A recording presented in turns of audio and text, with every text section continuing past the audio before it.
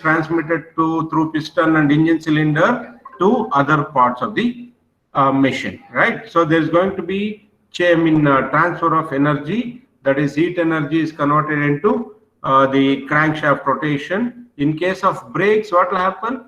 The kinetic energy of a machine is converted into thermal energy or heat energy because of friction between brake disc and brake pads. Is that okay?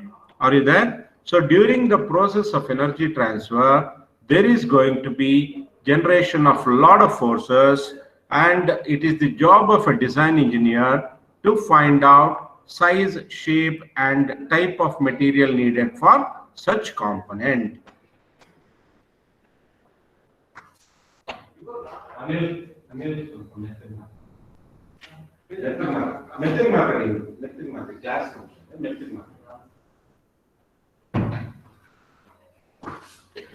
Okay, now the ultimate goal in machine design is again to determine size and shape of the parts, choose appropriate material. Okay, so when I said appropriate material, say for example, if your component is subjected to a temperature of say 1000 degrees centigrade, then you cannot use aluminum as material. Why? Can anyone tell me why we cannot use aluminum when the component is subjected to more than 1000 degrees centigrade? Will melt down. Yeah, it will melt. Yeah, its melting point is around 600 degrees centigrade. Okay, so when we use component where there is a temperature rise of more than 700 degrees centigrade, then the aluminum will melt out. So we should have knowledge of such materials. Okay, that is what the design engineer should know. Is he should know the properties of all the materials, then you can choose the appropriate material for an appropriate application. Okay, and also the design engineer should be familiar of manufacturing processes. Okay, because essentially finally all the design that is done should get into manufacturing stage, then only your machine will come out. Okay, and the resulting machine is expected to perform its intended function without failure. Say for example, you buy a bike, finally bike or car is the output. Okay, so to design what should be the power output of the machine or the automobile or car or a bike. Okay, for the output of say 25 HP, okay, power. Okay, so what are the sizes of the components? What should be the size of the engine? What should be the size of the crankshaft and connecting rods? Okay, and so on. So all those are designed and they are going to be drawn, and appropriate materials are chosen. Okay, and the components are manufactured and then finally assembled. Finally, the bike that we have designed and produced should perform its intended function without failure. That means the bike that we purchase should perform its intended function without failure. So basically, a designer will decide on the size and shape of the parts. He'll choose appropriate material, and with the knowledge of various manufacturing processes, the component or machine is produced, and that machine is expected to perform its intended function without failure. Is that okay? So that is the job of a design engineer. Are you with me? Are you with me? Yes, sir. Yeah. Okay. So designer's job is to create or modify the existing machine. Okay, so that it performs. That means its cost of production is less, its performance is improved. These are all the jobs of a design engineer. Okay, the helicopter. Okay, for example, if you take the helicopter, rotor blades rotate at an RPM of anybody? Any idea? Any idea of this? What is the RPM of helicopter blades, roughly? Yeah? Anyone? Tell me some value. Let's see. 300, 400. 300? 3 to 400. Sir, 450 RPM. Helicopter rotation. 450 RPM, sir. Are you sure? Yes, sir. 450 RPM. Will it lift the helicopter? 450 RPM. Have you? Yes, sir. 3000 RPM. 3000. What is the next number? Somebody Google and let me know. So Google says 500. 500 RPM. Yes, sir. Oh, okay. So 500 is for small home built. 450 to Okay. 500 it says, sir. For what? It's a model or what? For, yes, sir, Like for the home built small ones. helicopters. Dude, home-built helicopters will go well over Not 3,000 home built RPM. don't tell about home built helicopters. Actual helicopters in operation. What is the RPM of? What is the rotational speed of the blades? So common 2050. lightweight flight helicopters move at 600 RPM. Lightweight helicopters, is it so? Yes, sir. Just check. Okay, I'll also check for my. Okay, and 3000 then RPM, sir. yeah.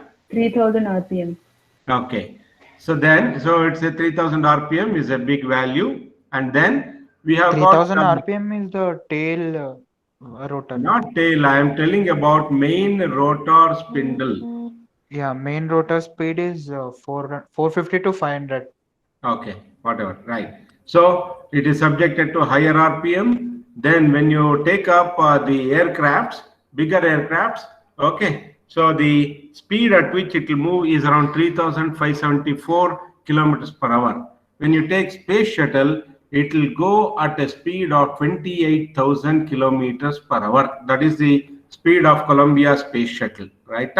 So that means depending upon various applications, we need to design, that is design in the sense we need to find out or determine size and shape of the parts, choose appropriate materials, okay, and manufacturing processes, and so that the final machine should perform its intended function without failure. That means the bike you buy after paying 1.5 lakhs, you buy a bike. So if it goes to garage after 1 month, do you agree? You want all your money back? No.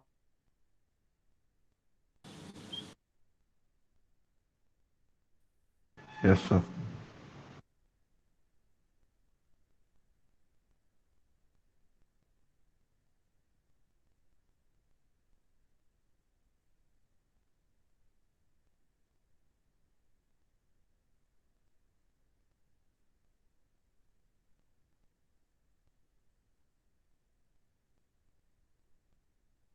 Has to move in move synchronously, and also each part needs to be selected and designed properly.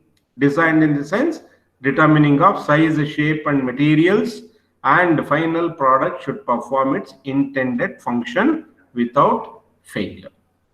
Got my point now? Did you get my point? So, Yeah. Now, coming to the two phases of machine design are, one is synthesis, another is analysis. So what is synthesis? Synthesis by means is to put together all the components. That is what is called as synthesis. Okay. And analysis is essentially to decompose, that is to take apart all the components that are present and to resolve into its constituent parts. That is what is called as analysis. So synthesis is to put together, analysis is opposite of it, to decompose, to take apart, or to resolve into its constituent parts. Okay, it's like you know, your assembly drawing, you will take exploded view, correct? Have you done it in CAMD lab? Exploded view, have you taken for the assembly? Yeah. Yes, sir. We did not do it. That is, analysis is to decompose or to take apart the parts, okay, into its constituent parts. So that is what is called as analysis. Okay. So, but one important aspect I would like to make here is real life engineering design problems are unstructured, and they must be structured by designer before they can be solved. Okay, this is what you are going to have in real life situation. Okay, you will never get anything like, you know, in our books we study. So the component is subjected to so and so load, and the material used is whatever yields with yield stress of C40 steel I am going to use with yield stress of 324 megapascal, take factor of safety of 2, okay, and then find the diameter. So such structured problems you are not going to get in your real life situations, right? In real life situation, what you get is totally unstructured problem. You have to structure them and solve the given problem. So that is what is real life engineering design problem. Okay. So you will never be given anything on hand. You are just given a task to solve such and such a problem or build a machine which can carry, okay, a person without any driving assistance. So driverless car, you imagine. So you have to design. So from where you start, you don't know. You have to start somewhere. So how to solve this problem, unstructured problems? You have to start somewhere, understand its results, then do iterations, iterations after iterations. Finally, you will arrive at a structured problem and its solution. Is that okay? Are you there with me? Yeah? Yes, sir. Yeah. Yes, sir. Now what you do is, I want you people to note down in your book this sentence. That is, the ultimate goal in machine design is to determine size, shape of the parts, choose appropriate materials and manufacturing process so that resulting machine is expected to perform its intended function without failure. I want all of you to note down this sentence in your books. Okay.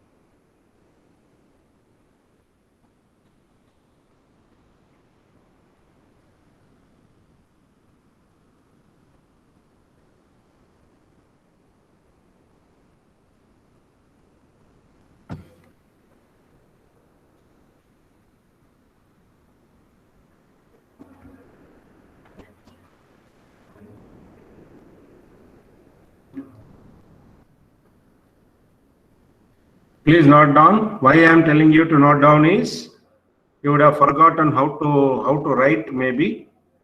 So to have practice, because every time you may not get this type of promotions. No, you have to write exam and get promoted. So keep practicing. Okay.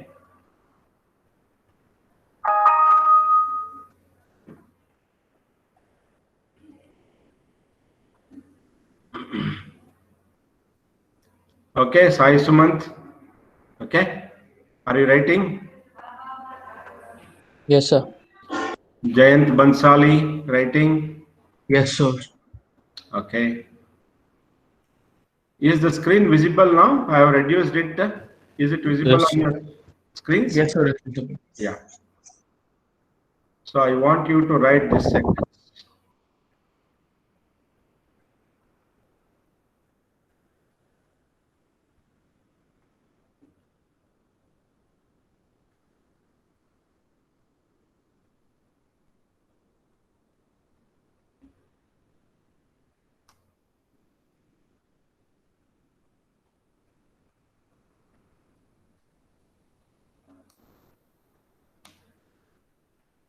Finished up?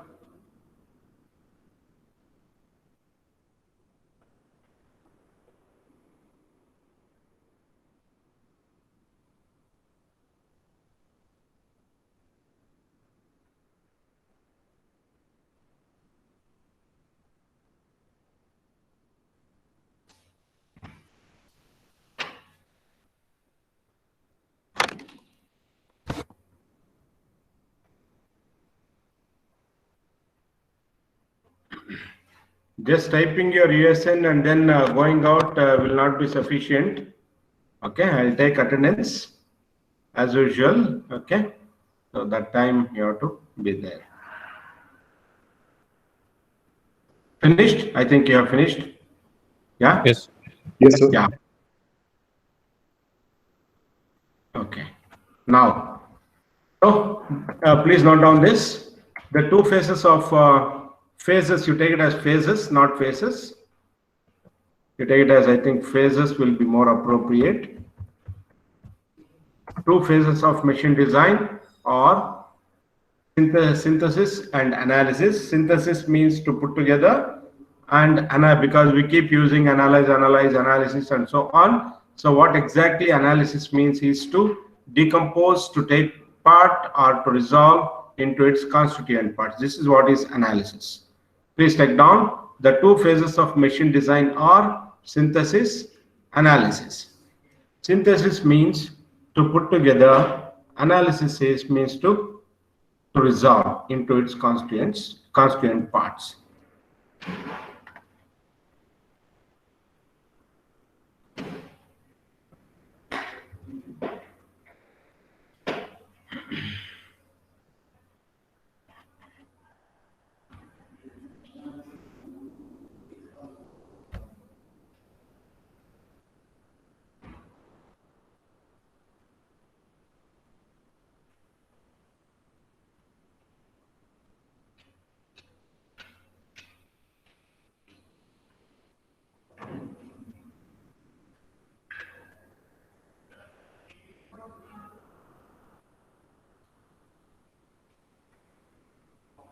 Just note down up to this. Synthesis means to put together, analysis means to decompose or to take apart or to resolve into its constituent parts. Okay? If you are finished, stop writing, we'll go further. Okay? Finished up? Okay? Yes, sir. Yeah. Now, yeah, please look at your screens. Please look at your screens. We have understood what is factor of safety. Okay. Can anyone tell me what do you understand by this safety factor or factor of safety? I have given the equation, no doubt. It is yield stress divided by allowable or design stress. Okay. Or design stress is equal to yield stress divided by factor of safety. So what do you understand by factor of safety? Why do we use factor of safety? What is the necessity? To know the limit, like when the machine will fail. Yeah, I could not hear you properly. Please come again. Like when the machine will fail, we can come to know by the factor of safety. If the factor of safety is more than the machine is gonna fail. I think no, you have not understood clearly. Anybody else? Next. Somebody else, please. It helps to determine how much load the element can take. How much load can element take? How does it decide? How does that decide the load that the element take? Loading of an element depends upon user, no? I'll say my bike will withstand, I'll apply 150 kg load on my bike. So while designing, we use a little extra, like if the load is 150, we take a little extra so that in case there's any changes in the load. Yeah. To withstand that. Okay. So little closer. Okay. Factor of safety or safety factor. It is a factor which is used for safer design. That's all. Okay. So what is that is essentially the yield stress. Okay, from where do we get yield stress of a material? From where do we get yield stress of a material or ultimate stress of a material? How can we Stress strain. Yeah, exactly. So in empty lab, we have conducted the experiment, okay, to find out the yield stress by what is called as by plotting stress versus strain. Okay, this is strain and this is stress. And then we have plotted a graph, something like this we got, and then we found out the yield stress of the material. That means What do you understand by yield stress? What do you understand by yield stress? Yeah. Please tell me, what do you understand by yield stress? So it's the limit of elastic behavior. Yeah, it is the, It's a limit where the material stops exhibiting elastic behavior. yeah, that is, it is the point where it indicates that the material starts yielding. That is, it starts elongating. If it is a hole, the hole starts elongating. That means it is losing its elasticity property. That means it cannot regain its original shape and size upon release of load. That point is, that is, the material has started yielding, means the material has started failing, or it has started entering into plastic region where it cannot regain its original shape and size. Okay, so when we design a component by choosing some material, say if I choose a material of C40 for designing of a component, so you know what is designing, no wrong. We know designing is to determine size, shape and type of material for an application, correct? That is what is design. Now I choose a C40 material for designing a particular component. What is the yield stress of this C40 steel? Anybody has any idea? It is essentially is equal to 324 megapascal. Okay, it is 324 megapascal is the yield stress. Now I'll take a component, say I'll just take one cantilever beam, okay, and then subject this cantilever beam to a transverse load. I am going to get what is called as bending stress given by bending moment divided by section modulus. Okay, so now with the whatever load, say load may be around 2000 Newton, the length of the beam may be around 1500 millimeter, and the cross section may be circular of diameter, say 30 mm or whatever. Okay, so with this load, with this length of the beam and with the cross section of 30 mm diameter, I am going to find out bending stress. Is that okay? Bending moment is force into perpendicular distance, correct? And Z is section modulus given by pi d cube by 32. Okay, fine. Are you there? Okay. Yes, sir. So Z is section modulus, which depends upon diameter of the cross section of the beam. Okay, and then bending moment depends upon force into perpendicular distance. Okay, force into perpendicular distance. I am going to get stress induced in this particular cantilever beam. Now, for the design to be safe, this bending stress should be less than yield stress of the material. Correct? I have designed the component using C40 steel, so it is subjected to various loads. For the given cross section, I have found out sigma B, that is bending stress induced, okay, should be less than the yield stress. Correct?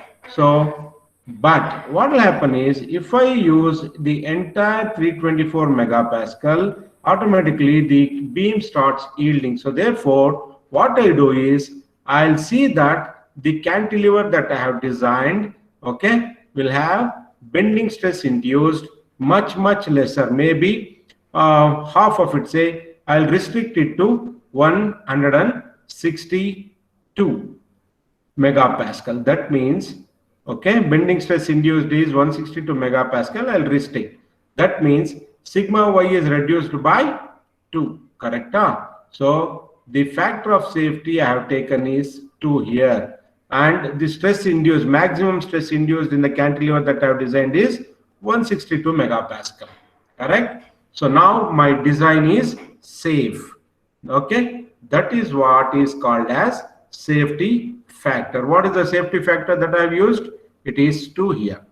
Okay, that means I have chosen, even though the material will yield at 324 megapascal, I have chosen it to be only restricted to 162 megapascal by choosing the safety factor of 2. Okay, that means my bending stress, that is induced in this cantilever beam should be less than or equal to 162 megapascal only. If it exceeds 162 megapascal, what I can do is, to reduce stress, I can increase the diameter. Thereby, I am going to increase the section modulus of the cantilever beam, correct? By increasing Z value, I can have bending stress reduced because they are inversely proportional. Are you with me now? Are you getting what I'm telling? Yes. Yeah. Yes, sir. So by increasing the diameter, I'm increasing the section modulus. When I increase the section modulus, my bending stress will come down. Okay. So if I want my cantilever beam to be having the stress induced being equal to 162, then I need to, okay, increase the section, increase the diameter of the cantilever beam. So the factor that I used here, the factor that is divided by 2 that I used here is called factor of safety or safety factor, so that the component that we have designed is safe for operation. That means I have chosen design stress or allowable stress to be equal to only 162 megapascal by taking a factor of safety of 2, choosing material C40 steel. Okay, so yield point in case of the, when we use ductile materials, yield stress is going to be the reference value, whereas when we use the brittle material, it is going to be ultimate, that is going to be the reference value. Because, why? Because in brittle materials, can anyone tell me? In brittle materials, what will happen? Yeah? It'll break. It will break before It will break is one thing, and it does not have yield point. yield point. Okay, so if you look at the stress strain curve, it's going to break once for all there. There is no yielding as in case of ductile material. Like examples, glass, cast iron, and so on, they're all under brittle materials.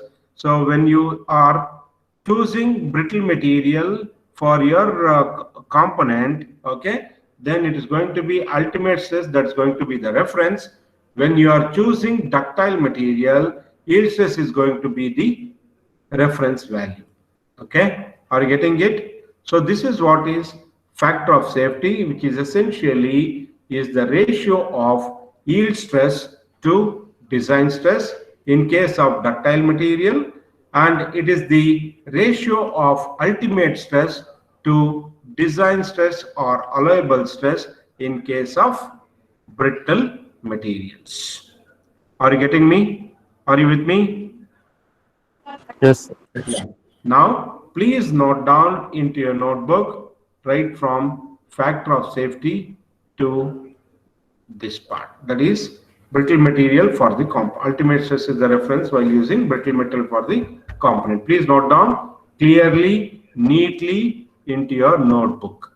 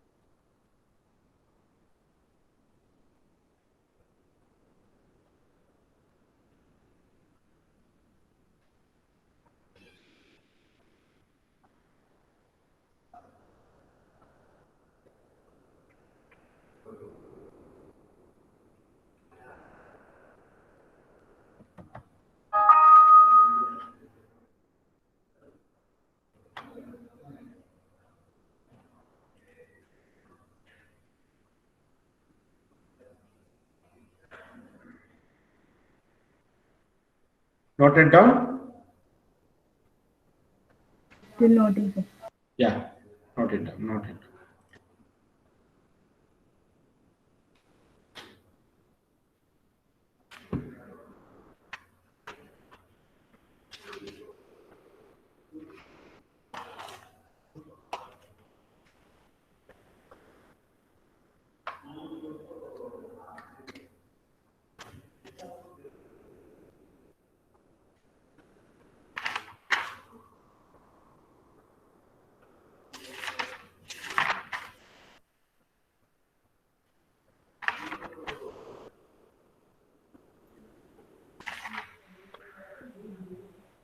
If you are done, please let me know.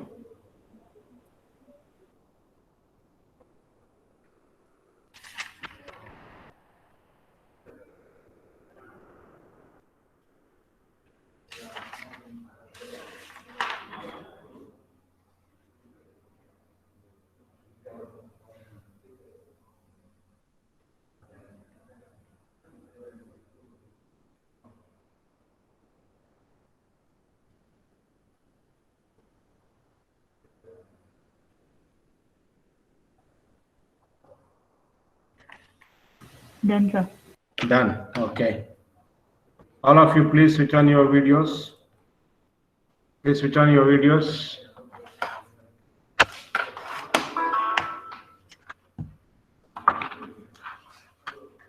Yeah.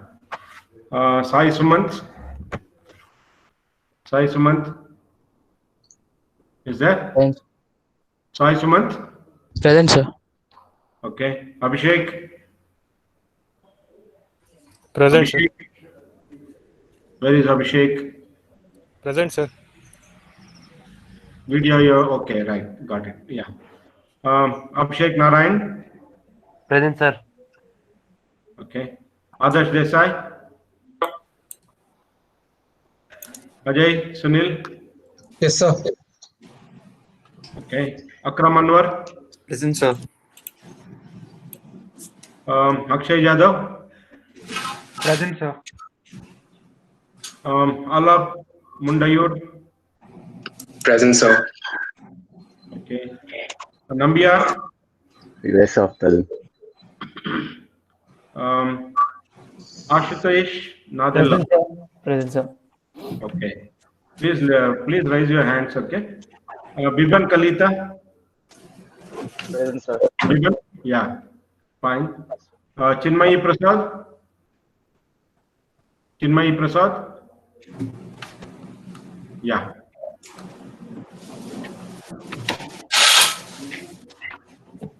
Chandan Swarup. Chandan Swarup. Charishma. Present, sir. Chandan, sir. Chandan present. Okay. Charishma Indudar. Yeah. Darshan. Present, sir. Ibad Kausar. Present, sir. Okay. Govindraj. Present, sir. Guda Reddy. Then another Purushottam Reddy. Present, sir. Oh, Purushottam Reddy. Yes, sir. Okay. Fine. Ritik Shah. Ritik Shah. Present, sir. Okay. Present, sir. Jain Bansali. Present, sir. Okay. Show your right hand, not left hand. It is for some other person. Yeah. Jitin Kumar. Yes, sir. Yeah. Chaitanya Vamsi. Karamjit Singh. Next is Kartikeya Avasthi. Present, sir. Okay. Kiran V. Kiran. Yes, sir. Yes, Okay. sir. Mastanullah. Yes, sir. Okay. Mazin. Mazin Omar. Sharan.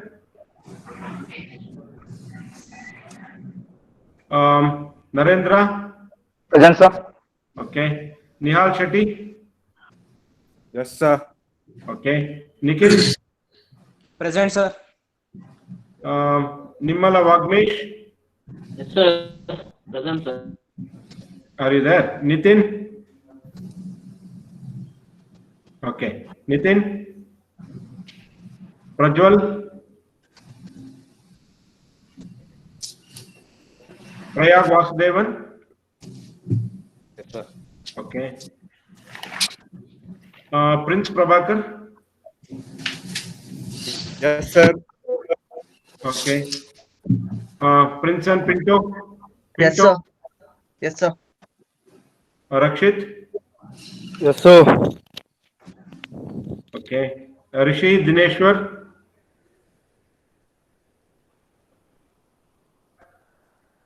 Sandeep, Sanjay Gowda. Yes, sir. Okay. And Sanjay V, Sanjay N rather. Sanjay. Yes, sir. Yes, sir. Okay. Satish Shankar. Yes, sir. Saurabh Praveen. Yes, sir. Shivam Kumar. Yes, sir. Okay. Shivam Sundrial. Present, sir. Okay. Shravan Saloja. Present, sir. Okay. Present. Yeah.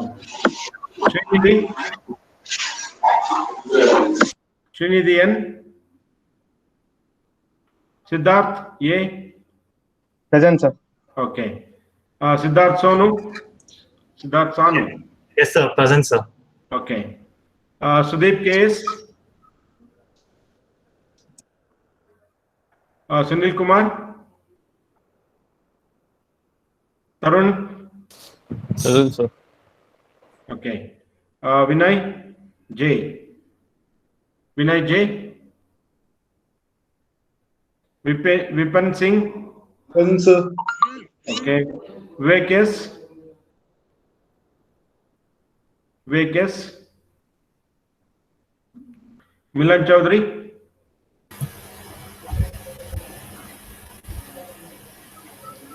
Pranalya Molepati. Present, sir. Okay. Saksham Singh.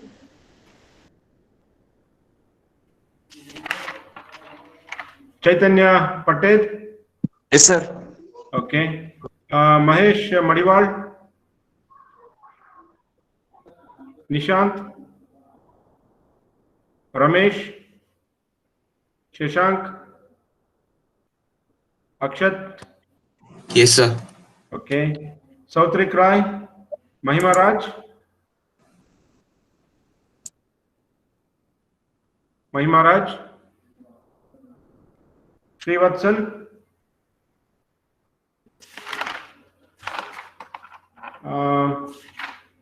Then Sumant Xavier.